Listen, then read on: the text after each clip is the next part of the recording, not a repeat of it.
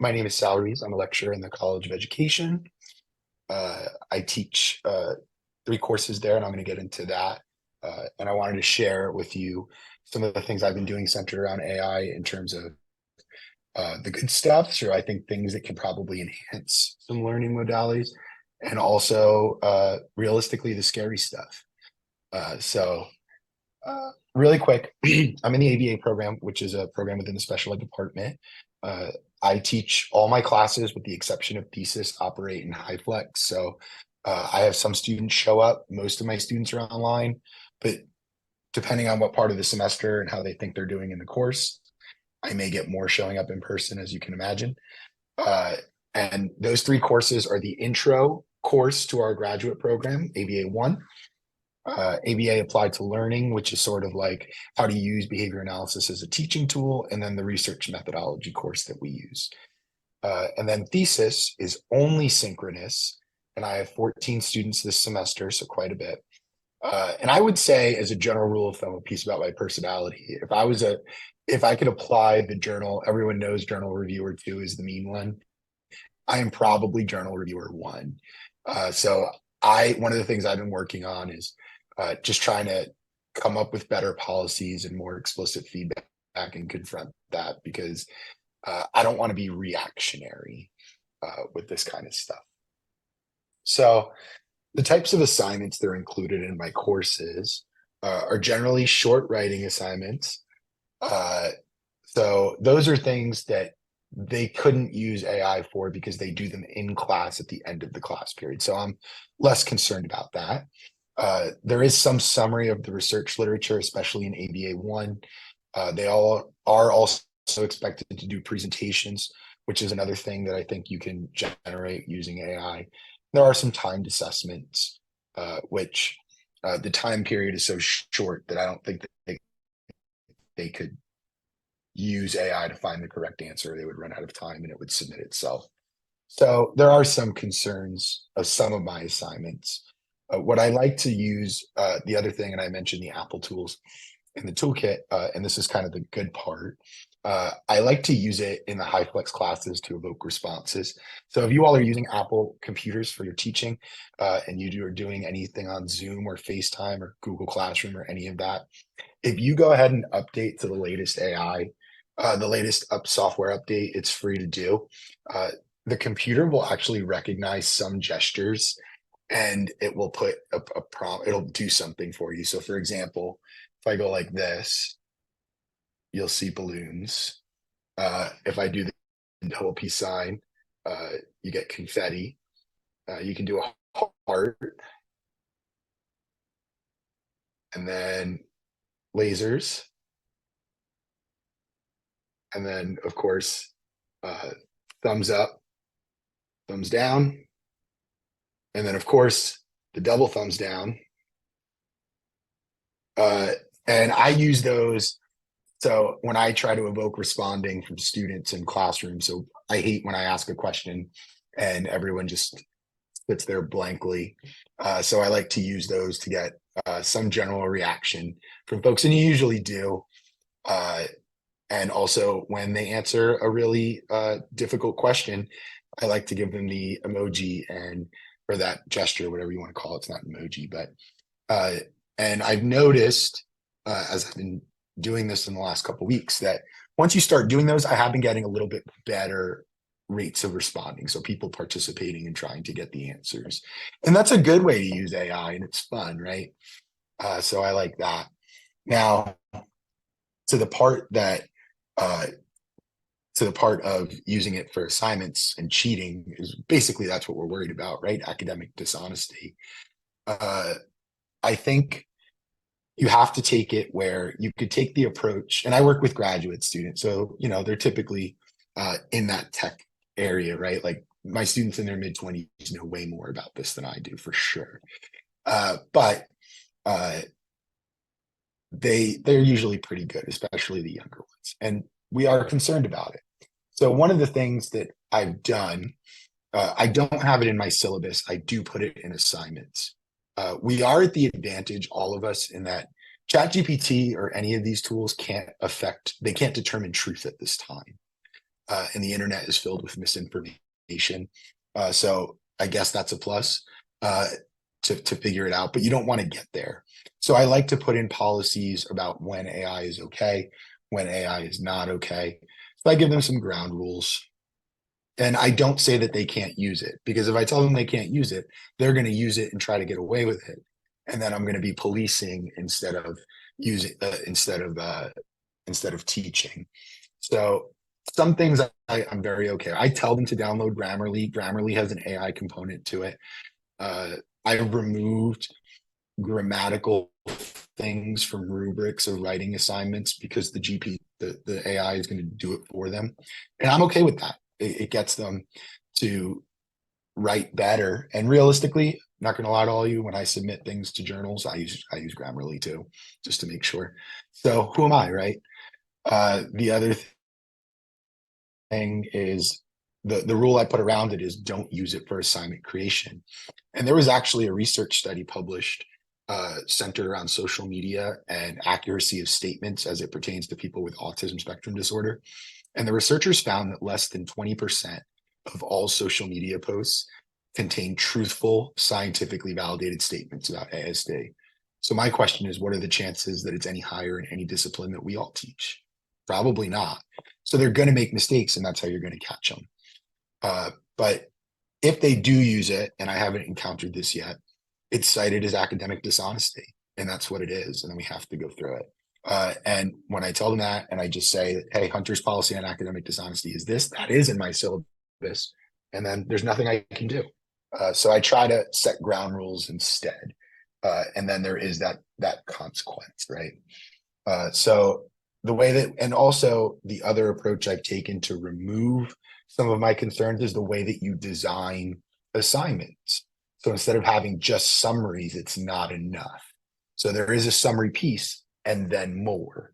And then when the and then more part, it shouldn't be that different than the summary in their writing style. And that's what you can detect. So I have a couple of assignment examples that I pulled from 2 different courses. So you can see there is a paper, a short paper that's associated with it, but they also have to do a PowerPoint and they also have to have a video. So they might try to use ChatGPT or one of those tools to write it. It's not going to matter because you have the other 2 pieces. And then here is an article critique and synthesis. So they could use it to get the summary, but the summary is only 1 paragraph for this assignment. So by augmenting my assignments a little bit, it's helpful to act as a deterrent. So that's what I've been kind of doing. And if I get concerned, and I could put this in the chat if you would like, or if it's okay with all of you, this tool will detect, it's not perfect. So I wouldn't make it judge, jury, and executioner. But if you put an assignment in, if you put a right piece of writing in, it will detect more or less how likely it is that it was written by AI. It's not perfect, but it's free. And I found that helpful. And of course, if I do get concerned, and I'm still a relatively new person, I go with my program chair. I'll talk to other faculty. I'll look at other assignments that students submitted, try to detect some sameness. I do all those things. So that's what I've been kind of doing. But one thing that's not, since we are worried about academic dishonesty, I don't know what the best approach is. That's just what I've been doing and what's been working for me. I don't know. I do think if we attempt to ban it, it'll create more problems. And the next slide, unfortunately, my last slide I'm going to show you, we have a bigger problem that's not related to AI and is related to our assignments. So we'll share that. But to me, the thing that matters the most is, did they learn what I needed them to learn, their purpose? I don't know if it's worth fighting AI forever. I think it's better just to put parameters around it. But what I am concerned about is Course Hero. And I don't know if you're all familiar with Course Hero, but I'll drop this link in the chat too. If you go into Course Hero, and I'll share my screen, you can search any college course from any university, and students can upload graded assignments onto it. And that's the real problem. So if you go in, and I'll share with you, yeah, it is a huge problem. I'm sure at any intro course.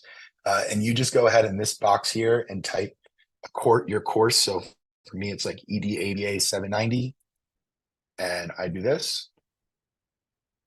And these are all student submissions once it generates. I don't know why it's taking so long. Here it is. Here are assignments from those courses. And in some cases, the person who submitted it will then post their name so you can know who did it. Other times you can't. But if you go search one course you've taught, you'll find your stuff.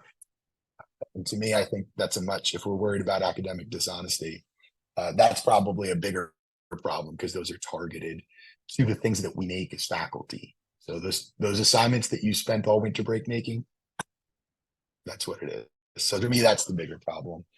But thank you all for the opportunity to share and have this opportunity to present. And if anyone has any questions, I'll gladly answer them. But that's also my email. If anyone wants to chat more about it, I'd be more than happy to. Thank you, Julie. And thank you, Sal. I think, again, this is why I love these forums, is because we learn so much from each other and definitely learned a few new things. And I think it's definitely revolutionizing, really thinking about how we do this work as professors and as educators. And so I'm going to just share a little about myself and the work that I'm doing at Hunter. I'm currently teaching at Hunter Silliman School of Social Work. And the course that I'm teaching is also in the graduate program. I teach the field practice course, where it's virtually on Zoom twice a month, where the students in my courses are in their actual field practicum. So they're working in different settings like schools, hospitals, legal offices. And so the intention of this seminar is to really help students connect what they're learning in their classes to then also to their field experience working actually as social workers in the field. So my approach, my background is also as an educator and also as school social worker. So working with young people and workforce development in high school and middle school. So I think a lot about the applications of AI and really the impact of thinking about our 21st century world, that we do have to not only empower our young people who are in middle school, high school to really use digital literacy tools, but also even our students in our classes who are now entering the workforce. And are we really preparing them as educators to be ready to incorporate AI into their lives, into their work, because this is coming and it's happening to us as educators, and it's most certainly going to be happening to our students as they enter the workforce. So I really take a critical lens in thinking about how can we use AI to really support with understanding information, critically analyzing the information, because as Saul said really nicely, there is a lot of misinformation out there. So I really take the lens that, of course, there's a lot of reality of concerns around the use of AI and ChatGPT, but I will definitely share my bias that I think this is definitely a tool that we must be teaching our students to use as they are getting prepared for our 21st century workforce. So how I've incorporated this in my course, because as I mentioned, I have social work students who are preparing to working in the social work workforce, and we could also incorporate the use of AI for social workers in different ways. So this might apply to your disciplines, it may not, but I know all of our students are going to be entering the workforce in some capacity. So for me, when I think about ChatGPT supporting social work learners, I think about how can we help social workers utilize and analyze ChatGPT for the responses of their accuracy to support in our work. I think about the importance of workforce development skills to really help social workers use ChatGPT or AI as a resource and tool to support with their job, and also when not to use ChatGPT, because that's also a really important skill to differentiate. And also really to have critical conversations around the ethical implications of using ChatGPT in our field so that it cannot replace clinical judgment, really highlighting the misinformation and misdiagnosis, and also thinking about that AI is also inherently biased as well. So we do want to acknowledge that is also built into the system because humans have created it. So there's going to be bias within it as well. But ways that I've sort of thought about incorporating activities of ChatGPT to really support that sort of workforce development, 21st century skill building is, again, using ChatGPT to create client case scenarios. I think ChatGPT is a great way of being creative and coming up with scenarios for clinical analysis, and having students analyze them and use ChatGPT to look at their response for accuracy of interventions or information that's not accurate. So really helping them critically think through, because if they're going to be using ChatGPT, I think we have to be really intentional of also teaching our students to make sure that they're using the right clinical lens and clinical judgment as they're using ChatGPT. Using ChatGPT to create your client case notes. I know working in the field, like this is very time consuming as a social worker. So again, using ChatGPT to help you not only write your case notes, but again, you have to have that filter, that lens, that critical analysis to really make sure that you're checking it for accuracy and understanding and the ethical implications, and getting into some great conversations around that.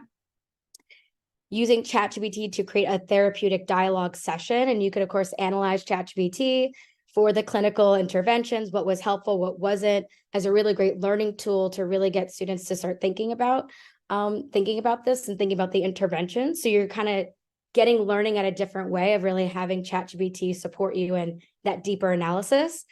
And then also, having students ask ChatGPT for a list of clinical interventions for a clinical scenario, and then they have to analyze that response. Was it accurate? Are there other alternative methods that ChatGPT did not list? So again, I'm really helping students think about what they're learning in their classes, applying it to their field placements, but then also using ChatGPT to really analyze those scenarios. Because with the intention that they're going to be doing this in the real world, because I don't think AI is going anywhere anytime soon, and it's not leaving. But of course, I also want to emphasize that as a professor, I use ChatGPT in different ways to really support me in supporting my students and coming up with lessons.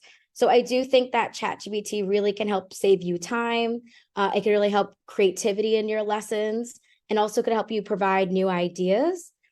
And this is what some of the reasons I'm going to show you some of the ways that I apply ChatGPT to my own lesson planning and preparing for lectures and seminars and activities. So one cool thing, and I think definitely if you're a novice educator, or if you're someone like me who does workshops in other capacities, so I don't just teach at Hunter, I love how you could simply put into ChatGPT to create lesson plans and outlines for you. So you're someone who's new to ChatGPT, has like never seen it before. A lot of it's around what the prompts that you put in. So I put here an example of a prompt that I use.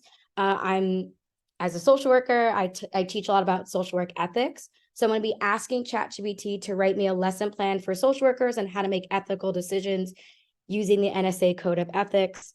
Can you write me a lesson outline? And then I'm just going to copy that, and I'm just going to enter it into ChatGPT, and it will create an outline for me on things to consider. Now, I'm not going to just copy this simply and just do everything that ChatGPT says, but I think it's great as an educator to think about sort of helping you sort of, again, think about, brainstorm, giving you ideas if you're going to be teaching this topic on what to sort of cover. And I mean, we go with ethical decision-making, legal and ethics, role-playing. I mean, this is all really applicable to my field of social work. So I don't know if it's going to be the same thing in your fields, but maybe there'll be things that will come up that will apply to the work that you're doing in your lessons. Something else that I love ChatGPT for doing as well is creating learning objectives. So what's really cool is that, again, you could simply write a prompt to say, I'm developing a lesson for social workers on making ethical decisions using the NSAW Code of Ethics. Can you write me 3 learning objectives? Or simply, because I already put into the prompt my lesson plan, I could literally ask it from this lesson plan, can you write me 3 learning objectives? I'm going to go back to ChatGPT, go back to the bottom, and it will write me 3 lesson objectives. And if you want more or less, and again, you could copy it, you want to synthesize it in your own words, but it could be a really great tool to really support you in lesson planning. Something else, I know, and certainly in the practice human services field, we do lots of case studies, case scenarios. I love asking ChatGPT to write scenarios for me. It definitely takes a lift off my shoulders when planning. So I'm just going to ask it right now. Can you write me 5 ethical dilemma scenarios for social workers regarding the Code of Ethics? And what's great is that it will literally give me scenarios. It will give me the social work ethics that it's responding to. And it's great because I'll simply use these, sometimes rewording them, and then have it as practice scenarios for the students to discuss on Zoom. And lastly, I mean, we also want to foster discussion. So I think another great application I've also done is writing discussion questions for me. So which has been great. And I will again type this in the ChatGPT and it will write discussion questions for me. So I think it's just one way of kind of thinking through the whole lesson process and planning. And I will definitely drop my slides in the chat, because then you could also just reword the prompt to make it fit for your class and what you're teaching. But I just want to also end on some other practical tools that I think I've used ChatGPT professionally, supporting to write emails to students. I will literally copy and paste a student's email. I will tell ChatGPT to write me a response that will be, I could tell it be empathic or be casual, be professional. You can tell ChatGPT what type of voice you want it to respond in. And again, that's helped me write responses. If you're in the grant writing field like myself, or conference proposals, we have to always like fit the word count, like it has to be 200 words or a certain amount. And I have like paragraphs of writing. I could literally put my paragraphs of writing into ChatGPT and ask ChatGPT to reduce my word count. And it's been a great tool to help synthesize. You could also help rephrase it for more clarity, check grammar, just like Sal said, for punctuation and grammar. It also has helped generate ideas. So I could ask it to help me write a topic, a title for a conference. I got that actually from a previous Hunter session, and I just took that because I think it's a great idea. And also you could use it to help support writing your course syllabus. You can, again, synthesize the information, give it a prompt to help you even write your course syllabus as well. So my final thoughts, I definitely want to emphasize, just like Sal said, like there's definitely concerns and worry, right? Plagiarism and all these aspects that it's a real reality of ChatGPT. So I definitely want to emphasize it's definitely not a replacement for in-depth learning or critical thinking. However, it really can be a helpful tool that can really supplement learning and really prepare our students for a 21st century workforce. So, and I also love connecting, so that here's my email, but also my LinkedIn. I love collaborating with others. Feel free to reach out to me and connect, because we're in this work together to figure out how we're going to support our students and also help ourselves and educate ourselves in the process. So thank you for your time.